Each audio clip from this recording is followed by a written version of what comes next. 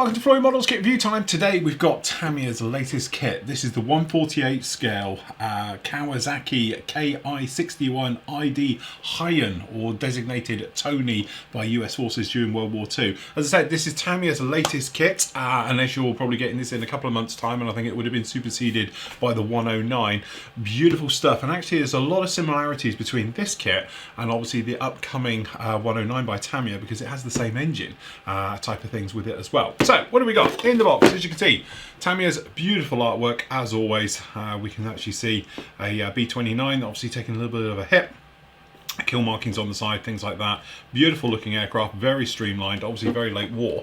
Okay, so markings down in there again. As you can see, we've got these very nice markings down on here with this sort of patchwork, obviously running out of paint scheme, okay, and right the way through, but very nice with the actual beautiful red tail and obviously the markings. Okay, so look round on the box. Kit number for this one is 115. Okay, and then again you've got the more traditional markings down here with the one with the bare silver, and as you can see down here, a little bit of a giveaway, we do have a clear side, so you can show off that gorgeous Daimler-Benz engine. Okay, as you can see down there like that. So in the box we can just flip that up, and we'll stand that just down in here with the other one.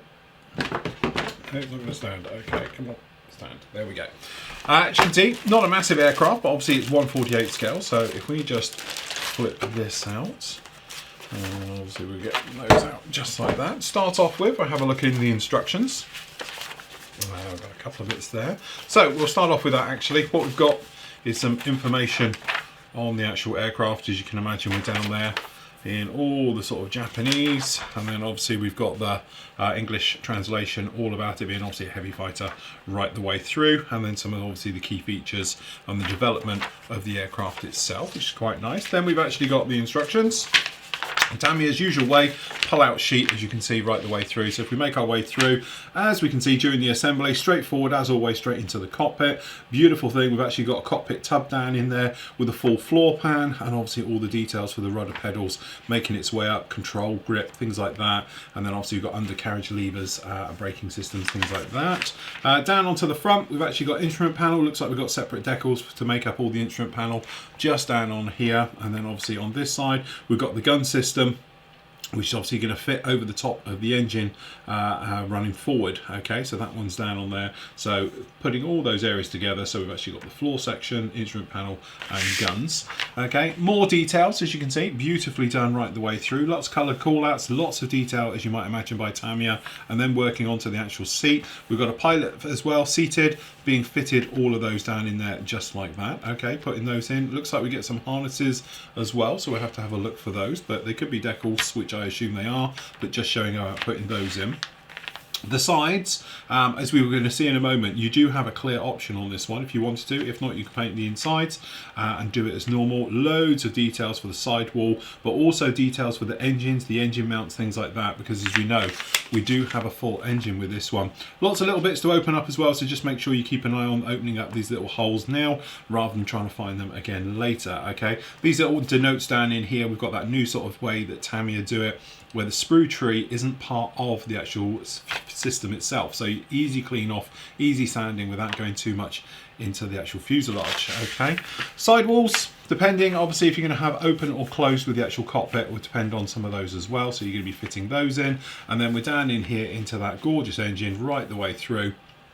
Then putting some nice details onto that. You could probably even liven that up again with a little bit of wiring, things like that, and then fitting that down in there, and then obviously two halves coming together. Then very nice system down the back, so we've got some nice details behind the actual pilot system, some little bracing going across the top, the actual supercharger intake being fitted down on there. Okay, and then the bottom tub drops in from the bottom as a separate, again, very nice way of doing that. And as you can see, so he will come up facing in there like that. The actual wings, again, nipping off those little sprues, that's what those are talking about, making sure it doesn't foul. But we have nice details, nice rib section right the way through. It's going to give this wing plenty of strength as well, even on something like this, a being 148 scale. Really nice to see that level of detail in there. And then that's going to pop up, and again it's going to come up and lock up in there, very reminiscent to how the Mosquito does it as well. So it's a good, secure, solid fit from the wing section to the fuselage, giving you perfect alignment right the way down. They got a bar running down the back as well, just fitting that one in, and then you got your tail wheel. So obviously fitting those down into there, the rudder system, and then the control points being added, and then the tail wheel and the actual tail planes being fitted on. And then down below we've got the actual engines exhaust being fitted down onto there. Then we've actually got the radiator system being fitted in as well. Then, say loads of detail to this. We've got the vane and the actual ducting system going down for actually taking all of that air in to cool down the aircraft, and then working on the other bits. So we've got the drop tanks being fitted to the wings, a couple of decals going down on there. Looks like we've got hubbed wheels as well being fitted down on there for the actual undercarriage, and then fitting those in. And we've got that sort of standard mechanical way that the undercarriage closes up by pressure from the wheel system being fitted down into there, very similar to the Zero. Okay, and then obviously more decals being fitted on, beautiful details you might imagine right the way through for the actual pylons as well to hold on those fuel tanks. Fitting the gear, again pretty standard, dropping those in, and then what we do get, which is a really nice touch, apart from I wish they would die cut, and the chances are they won't be, so you have to cut them out yourself, okay, is the mask set. So although it's halfway there, it'd be really nice if they were actually die cut already for you, and it saves a little bit of work, but it is a nice touch. So easy mask job on that, as you can see, right the way through on those. And obviously I'm assuming we get inside and outside masks with that as well, so obviously you can paint up both sides, fitting that open or closed depending which way you're going to be going in with it. And then over on this side we've actually got the canopy being fitted, open or closed, the prop going down on the front, spinner cap, things like that, and then we've actually got the gun ports being fitted in the wings as well, those going in there. And then on the top we've actually got that gun system that lays across the top of the engine, those are being fitted down in there with that sort of top cowling being fitted. And then over here I assume we've got a nav light, so we've got, or it's the gun camera, I'm not sure which one that is, but he's going to fit down in here. And we've got a pitot tube on there, a little bit just to nick off the end for production, and obviously we've got the aerial on the top. Again, beautifully done. Tamiya, you know, there's something about Tamiya's 148 scale kits which are just a dream that they go together so very, very well. So down in here, where is all my stuff today? I've moved it all. Okay, so in here we're going to have a quick look at the decals. Okay.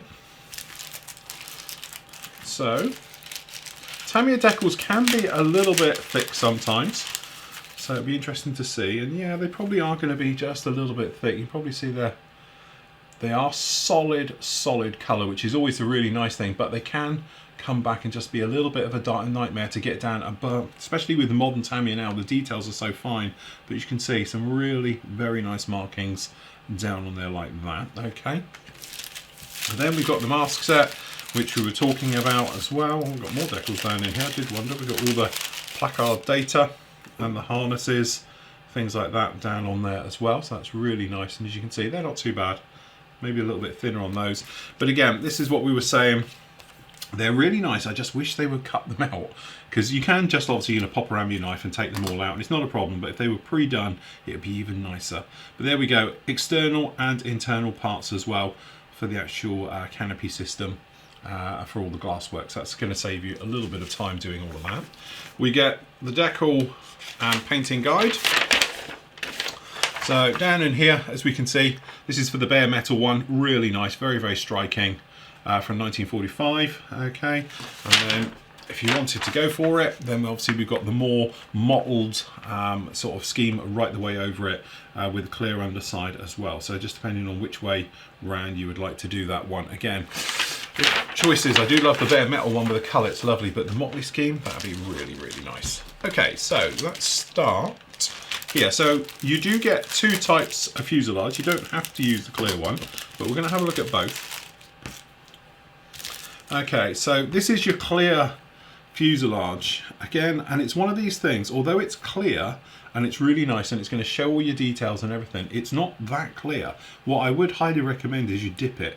If you dip it into gloss, it'll come out a lot clearer, sharper, nicer details. The only trouble with that is you may lose some of the surface details on this one. So if you just wanted to show the nose, I would gloss the nose a little bit the old-fashioned dip in your canopy to make it clearer. The other downside as well, we do have some ejector pins down in here which clearly are going to stand out. Okay, not this one at the top up here, but the one on the inside. Okay, so we do have some little parts just going in there, and by the time you try to sand those out and get rid of them, I think you might more of a mess. But I don't think it's a gimmick on this one. It's got some very, very nice internals that you might want to show off. So if you did, that is your option with that. Usual thing, very nice, very crisp, very sharp.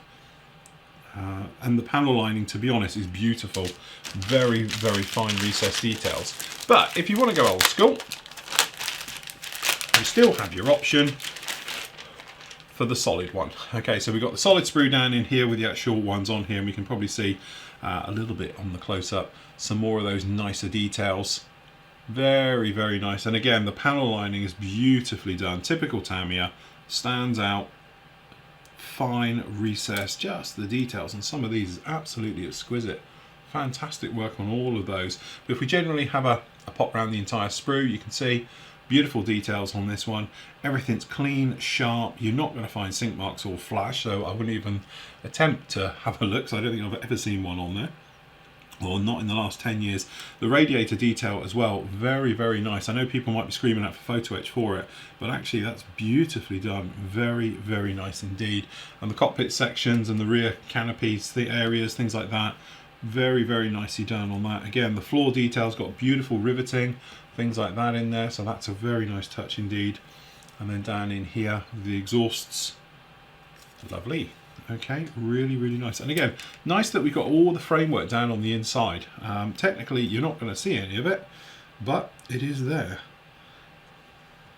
And my thing with Tamiya is they always have ejector pins. They play safe and they always put them in, but luckily it does seem to be they're all tucked away. Nice little touch down in here. You might notice, if I catch it in the light, I can find some light. Come on today, where's the camera with the light? There we go. Just see it in there. We've got part numbers actually moulded on the parts. They look identical, but that way it's just easy to know what you're doing with that one. So we've got B32 and B31. A very nice touch to add a little bit of detail down in there like that. Very, very nice indeed. Okay, wing sections. The pilot tanks. Okay, so that's very, very nice indeed. You can probably see that. Okay, if we just start, I think, up in this corner, but you can see the detail on that wing. Very, very nice indeed. This riveting detail that runs through the central spar is absolutely some of the finest I think I've ever seen on any Tamiya kit to date. That is incredibly sharp. I'll tell you what, we'll push our luck and try and bring the camera down on this, because I'm not sure if the camera can even go this tight. You know, we're shooting in 4K here at everything, and it's still, you can probably just see it down in here. It's this midsection, but it is absolutely exquisite detail. Very, very nice indeed. Okay, and then down here on the tail planes, okay, if we just walk down through the middle, we've got the pilot figure and his head somewhere. Fuel tanks looking really nice, and here's that other wing. Catch it in the light, you can see it. Really very, very sharp, crisp details. This is the undercarriage and the aerials, things like that. The rudder, and then if we go down through the gear, the gun base, and you can see on this wing, that is gorgeous. Very, very sharp details. Beautifully done. Very nice indeed. Controls, tail wheel gives you an idea, and then obviously we've got some control linkages down on there as well. So that is beautifully, beautifully done. Very nicely done indeed. And again, full spar. So again, it makes that wing nice and solid. Everything in there, really very nicely done. Top and bottom. Just adds a little bit of strength to the wing, stops warpage, things like that. Okay, last up we've got the engine. So this is the Daimler-Benz engine. As I said before, it's the same one that's actually in the 109. So we can see perhaps maybe what's going to be coming up in the very near future. But you can see we've got some real, very sharp, crisp. That is actually really sharp to the touch as well.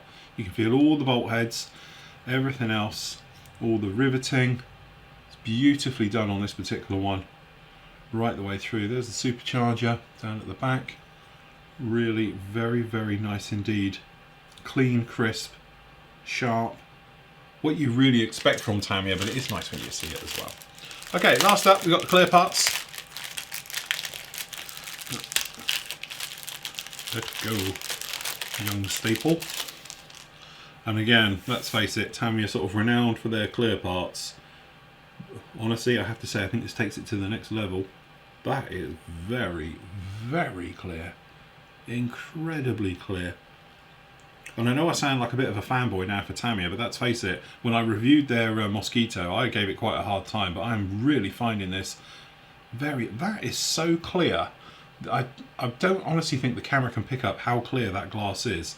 I know it's flat or flattish, but it is so clear. I've got nothing between my cutting mat behind it. There's no distortion whatsoever. It is just beautifully done. It is like pure glass. You wouldn't think that's injection molded. That has to be probably the finest clear parts I have ever seen. Even down here on this front one where it's actually a curved surface, you might see as the camera goes across, there is no real warpage. We're looking at this one just down in here in the front with the actual line behind it. You see how there's hardly anything? But that is a complete, almost what, 120 degree curve? And not to have any warpage on it is absolutely astounding. These top ones as well, if you pass the camera, you see how there's no warpage? We're looking at the top here down the back. How there's no warpage onto that, that's clear. But that's 120 degree, I reckon, curve. And there's just nothing there whatsoever. Beautifully, very well done. Well done, Tamiya. You've actually done a stunning job on that one. Really very nice. So there we go. That is the HIEN or the Tony.